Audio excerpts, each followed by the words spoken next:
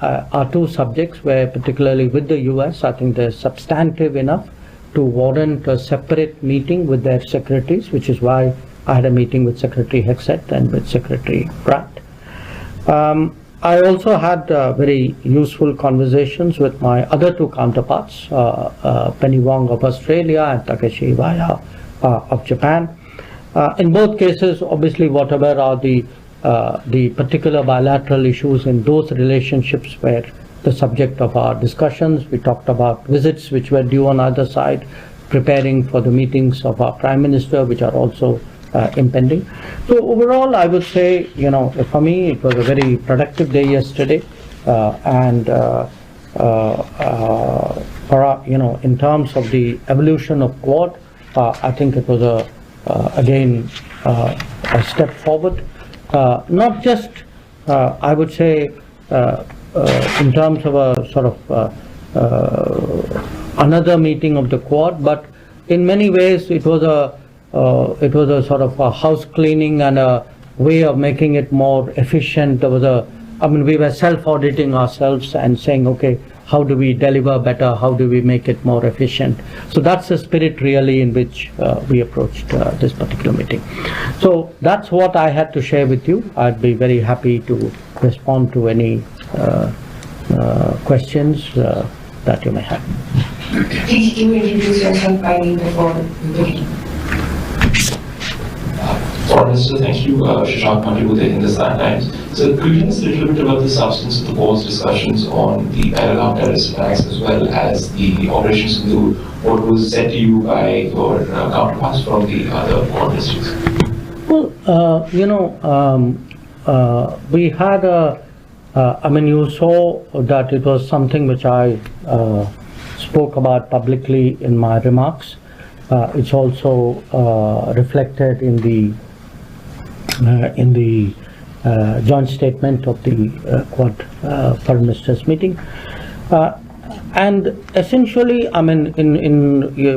with each of my counterparts, I had shared with them the sense that look, the nature of the terrorist challenge, the fact that we have confronted it really over multiple decades, and that we are very resolved today to respond to it very firmly, and that we have the right to defend ourselves. I think that's something which not just Quad partners, but I think many other countries. I was in Europe. You had a lot of countries recognizing that. But what is important for us in the Quad statement, as also the statement which the Security Council had issued on April 25, is that the perpetrators of terrorism must be held accountable, they must be brought to justice. And that's important because we then have to communicate to the world that what we did during, on 7th May, the objective of Operation Sindoor is that if there are attacks, if there are terrorist attacks, we will act against the perpetrators, the supporters, the financiers, the enablers. So that message, I think, was conveyed with great clarity. Minister Saurabh Shukla, I represent News Mobile. I also represent Prasad Bharati and Azari represent Republic TV. Minister, Prime Minister Narendra Modi took a bold step post Pahalgam and edged a new strategic doctrine of India. There are reports even now that there are Pakistan-based terror groups which are continuing to block terror attacks against India. There are groups which are active, which are openly seen, the leaders openly. What happens if there is another terror attack on India which is directed from Pakistan or financed by Pakistan? Look, nobody is going to answer that in the hypothetical manner in which you posed it. I think what we have communicated very clearly is we mean it when we say there is zero tolerance for terrorism.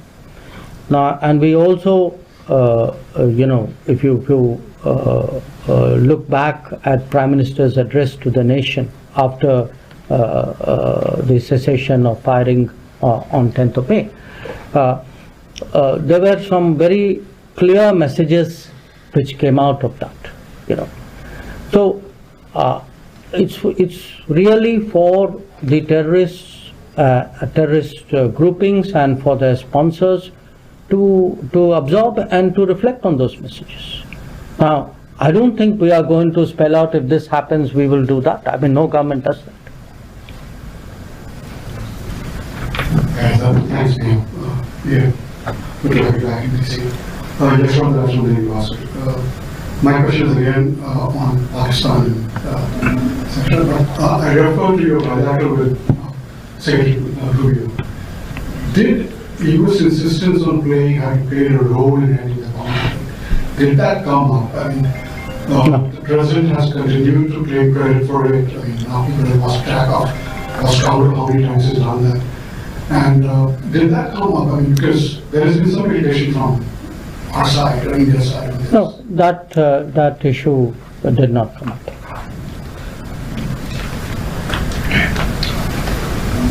Thank you for this. It's working. Hello. So, thank you, Foreign Minister. This is Vishnu from South Asian Herald. How do you assess the overall impact of the recent all-party delegations that returned to India, and have they contributed meaningfully in shaping global consensus on India's policy on zero tolerance and to defend its people against terrorism? And second one regarding Quad, you mentioned yesterday that Quad has made substantial progress in areas such as maritime cooperation, logistics, education, and political coordination. Are there still any outstanding issues or concerns that India is currently discussing with its Quad partners ahead of the New Delhi summit? Thank you. Well, I have spoken about the all-party delegations in India, and let me again reaffirm that we have, we very much value and appreciate what they did. I think when I look at the engagements they had, the conversations, the impact that they had, it's very good for a country. It really serves our national interest. When you have a broad-based set of people who speak with one voice abroad, it conveys a strong message of national unity. It underlines a certain seriousness about responding to terrorism. And as a democracy, I think it does, in many ways, does credit to us that you have leaders. I mean, whether you talk of Shashi Tharoor or whether you talk of Supriya Sule or Kanimari Ji, I can give you the list, or indeed leaders from the ruling party, Ravishankar Prasad Ji or Jay Panda, Sanjay Jha, who's part of the NDA coalition, or Shinde. Look, all of them, and again, if you look at the members, you had a diversity of people, and you had many people again who have some earlier association with foreign affairs. Salman Khurshid, Anand Sharma, people like Ghulam Nabi Azad, who are well known in many ways. So what it did, and you had some ambassadors as well, former ambassadors. So if you look at the entirety of that initiative, I think when you had a set of people with a track record, with that diversity, you actually saw the political pluralism of India come together on an important issue and send a strong unified message. And I think that was something really great, and it's something which, I mean, quite apart from being a minister, honestly, as a person, as an Indian citizen, I applaud that. On the Quad issue, look, what happened, the way Quad has worked, we started, it's a very, in some ways, a unique organization. It doesn't have a legal, formal framework. It is not, there's no document that countries signed up to. So what has happened from the start is we met, it was very comfortable. There was a certain commonality of purpose. There was a common ground which we were covering. There was a convergence of interests which drove us. And every time we have met, and in between meetings, our officials keep talking to each other. We have built up an agenda. And so when you ask me, if you've done this, what remains to be done? Well, there's a universe of things remaining to be done, because it is not like there's a limit. It's not like we have 10 tasks and we have done 5. I think the more we develop the Quad, many more possibilities really would open up. And sometimes the possibilities would reflect the need of the day. I would say 5 years ago, maybe undersea cables was not such a big deal. Today it is.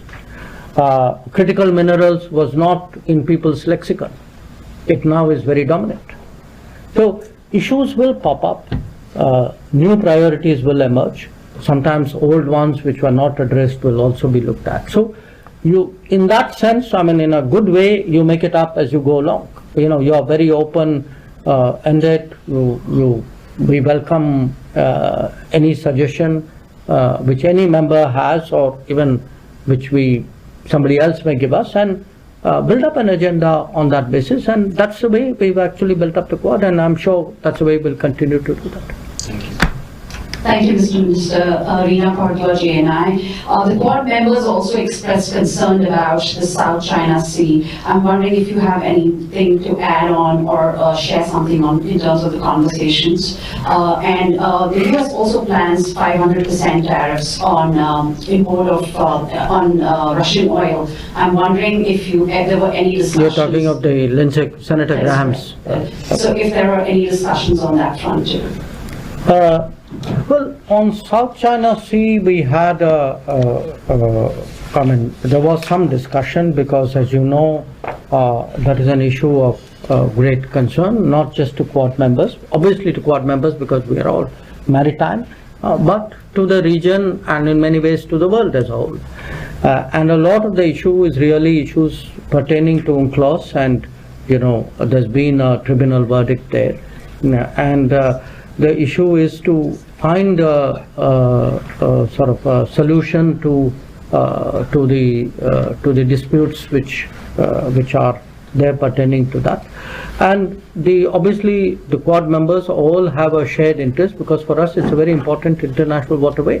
So how to ensure that it stays calm and free of conflict is something which is a common priority. Regarding Senator Lindsey Graham's bill, well, obviously, any development, but which is happening in the U.S. Congress is of interest to us if it impacts our interest or could impact our interest. So we have been in touch with Senator Graham. The embassy, the ambassador has been in touch. I think our concerns and our interests on energy security have been made conversant to him. So we'll then have to cross that bridge when we come to it, if we come to it. So thank you for doing this all. As you have mentioned during this bilateral meeting with your US counterpart, you have discussed so many wide range of topics. Do you see during any upcoming meetings as an opportunity for the India and the US to discuss initiatives around seasonal labor mobility for India to US? As we see the significant contribution of the Indian and Sikh community in the sectors like agriculture, transportation, retail, and hospitality. It will be win-win situation for both the countries. I note that you have that point of view, but I would say on my visit, obviously that specific issue did not come up, but I did raise the question of more efficient and smooth issue of visas, because I think that is a public concern in India, and as a minister I obviously reflect the concerns of my country when I come to the United States. So I did raise that issue. But on the particular aspect that you mentioned, no, that did not come up for discussion. Thank you. Yes, Yeah, I can hear you. Go ahead. Hello, I'm Amit Agarkar from Pudari newspaper and Pudari TV news channel from India. Sir, can you elaborate on India's approach to balancing its strategic partnership within the Quad while maintaining its independence foreign policy stance, especially with the summit being hosted in India this year? Well, I don't see any contradiction there, so the question for me of balancing it doesn't arise. I mean, Quad is, to my mind, a platform, a grouping that actually reaffirms our strategic autonomy. I mean, what does that mean at the end of the day? It means we are a independent power, a large, independent, increasingly influential country, a growing economy. We have our interests. We want the right to make decisions based on our own judgment and our own interests. And definitely for us, membership of Quad serves that purpose. It is an expression of that very concept.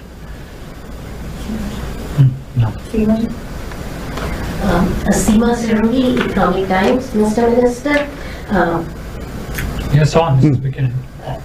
given the military cooperation between China and Pakistan seen during the recent confrontation, is India more open to giving Quad more of a security dimension, like a little harder edge, as some have argued? Would India be more open? Because people say India is a little shy about that. The other question is about the 3 Quad members having various kinds of problems with the 4th, that is the US. Australia is under review with AUKUS, and Japan has been asked to do, more defense spending. They cancelled their 2+2 dialogue. India has a host of political issues that came up in the aftermath of Operation Sindoor. How did that play out in your meetings? Does that cast a shadow? And one last throwback question on China. We don't know where the Trump policy is going on China. If Quad's main purpose is to sort of create an alternative and prevent hegemony by China in Asia, how are we supposed to understand what's happening right now? So let me reflect on what you are saying. You are saying on the one hand, people among the Quad, there are issues among the partners, and then you are saying, so therefore are you going to do more with the United States, though you have more problems? Seems to, the way you put it, which I don't agree with. So just you may want to reflect on that. So here's my point. Look, first of all, anything which happens between China and Pakistan, I don't see that as frankly shaping our Quad decision making. You talk about people say a lot of things. It's a free world almost. I can only say what is our thinking, which is that for us, Quad serves a purpose, that by working with these 3 partners, we actually advance our national interests and a collective good in the Indo-Pacific. As I said, we strengthen strategic stability in the Indo-Pacific. So when you speak about, issues between countries, you mentioned US and China. Well, I think if we are strengthening strategic stability in the Indo-Pacific, that in some ways perhaps even, deals with the concern that you have. So, look, in a world which is more uncertain, which is more volatile, more unpredictable, anything which is a factor of stability, predictability, anything which adds to the stable side of the ledger, I think is welcome. And Quad is very much a platform that contributes to that. Now, whether among the Quad partners there are issues or not, I mean, when you have relationships, what happens between the rest of them is not my business, it's for them. I mean, I can only speak for myself. I mean, when you have big relationships with countries, the relationships will not be free of issues. I think the strength of a relationship is not its freedom from problems. It is the ability to address those problems and then keep that trend going positively. And I would, definitely make the case with the United States that has been so, that over successive administrations, and it's not like we've not had problems with the earlier ones, but we have been constantly able to address those issues and move forward. So the answer to uncertain, predictable world is not to say, okay, so you should tie yourself closely to this policy or to that country or take a knee-jerk response one way or the other. That's not the way strategic decisions are made.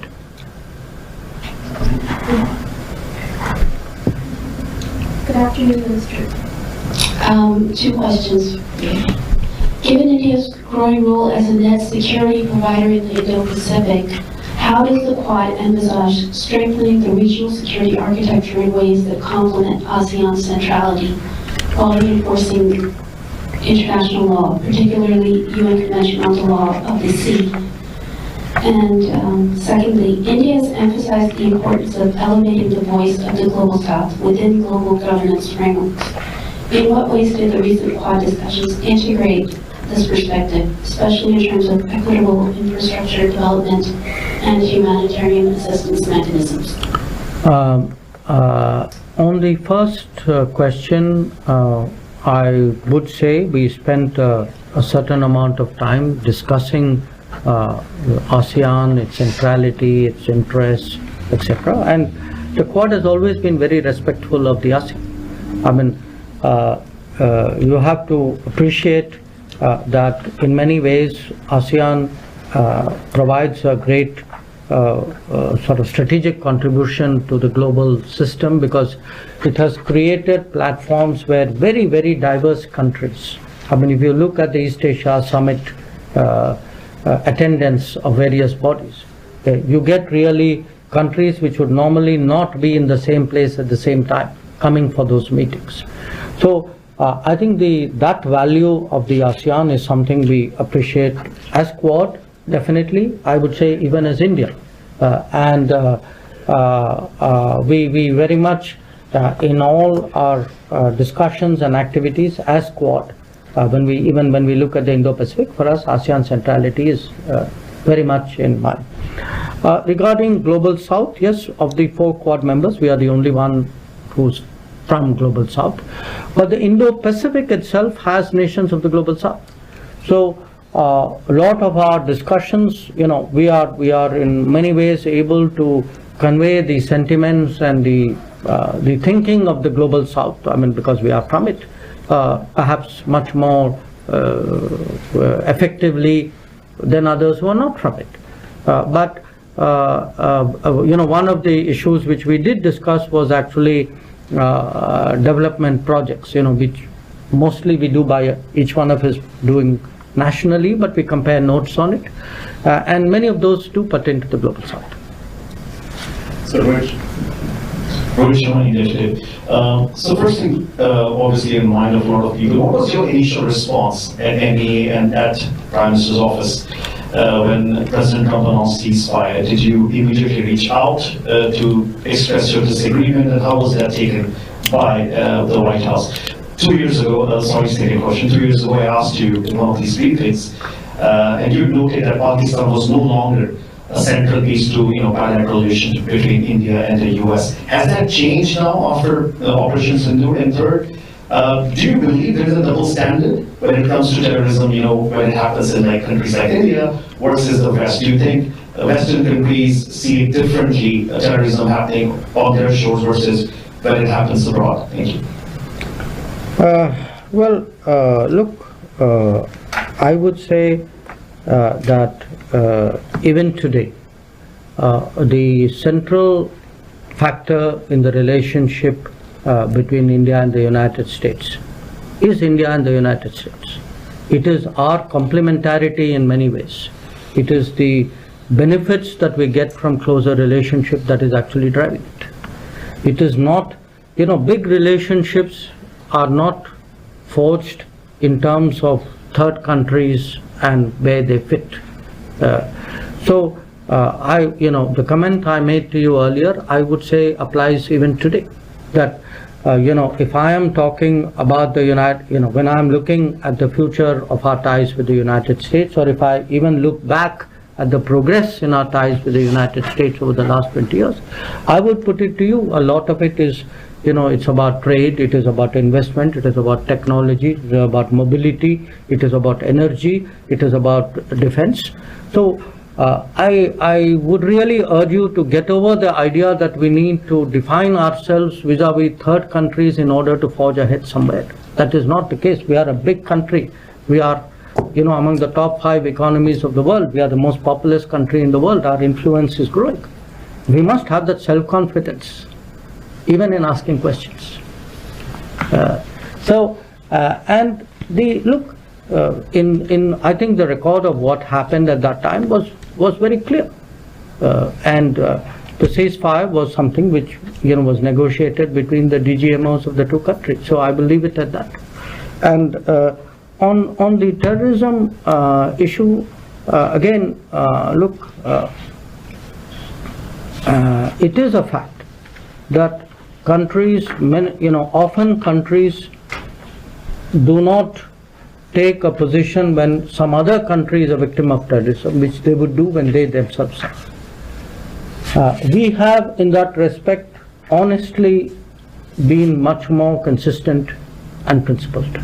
That we have, when terrorist incidents, attacks happen elsewhere, outside India, we have largely followed the same position that we have taken when they have happened in India. So, is your point that others not doing it? My answer to you is yes, you are right. Many of them are not doing it or not doing it sufficiently enough. And part of diplomacy is to exhort them, encourage them, persuade them, motivate them to do that. And which is why it's important to speak up, and which is why it's important to carry them with us to the best possible degree. First request Dr. Jaishankar to make brief opening remarks. Thereafter we'll open up the question. The briefing is on record,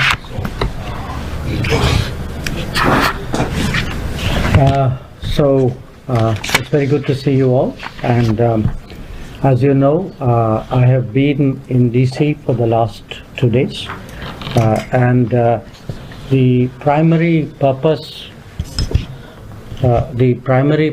of my visit was to attend the Quad Foreign Ministers meeting. And I obviously, in addition to the meeting itself, I met bilaterally with my counterparts, Secretary Rubio, Foreign Minister Penny Wong, and Foreign Minister Takeshi Iwaya. I also had separate meetings with the Secretary of Defense, Pete Hegseth, and with the Secretary of Energy, Chris Wright, yesterday. So let me start with the Quad, because as I said, that was the main purpose. The meeting which we had was a much longer and a much more detailed one than we had in January, which actually happened to be the first day that Secretary Rubio had taken office. And all the Quad ministers, I think we all agreed strongly that our goal in the Quad was to strengthen strategic stability in the Indo-Pacific. And this meeting, the discussions were largely devoted to enhancing delivery on various initiatives and projects. As is the practice on such occasions, we had a very open, very freewheeling discussion on regional issues of the Indo-Pacific. A lot of that was a granular analysis of different situations, different issues of the Indo-Pacific itself. But again, in the light of recent developments, it is natural that we also spend some time discussing the Israel-Iran conflict, also what the US had done in Iran. Now, while our meeting was taking place, there was in parallel a Quad business roundtable on critical minerals, and there were companies from all the 4 Quad countries which were present at that roundtable. Now, in terms of Quad, of course, in its current incarnation, it's been there since 2017. It has grown steadily. All of you are aware of it. But I just want to flag some recent developments, because people often ask, saying, okay, how is it deepening? How is it progressing? So let me highlight some of them. One, we launched the Quad Critical Minerals Initiative, and this would be focused particularly on the mineral recovery, which is very important for all of us. Second, there's the Quad Indo-Pacific Logistics Network that was launched earlier in the year, and we decided it will hold its field training exercise, first field training exercise fairly soon. It had held its tabletop exercise in May. Then there is the Quad at Sea Ship Observer Mission. This involves our coast guards, and that's recently launched from Palau to Guam. So we recognize that as an important step in Coast Guard cooperation. Then there is a maritime legal dialogue at the expert level, which will be held in India, right? It will be virtual, sir.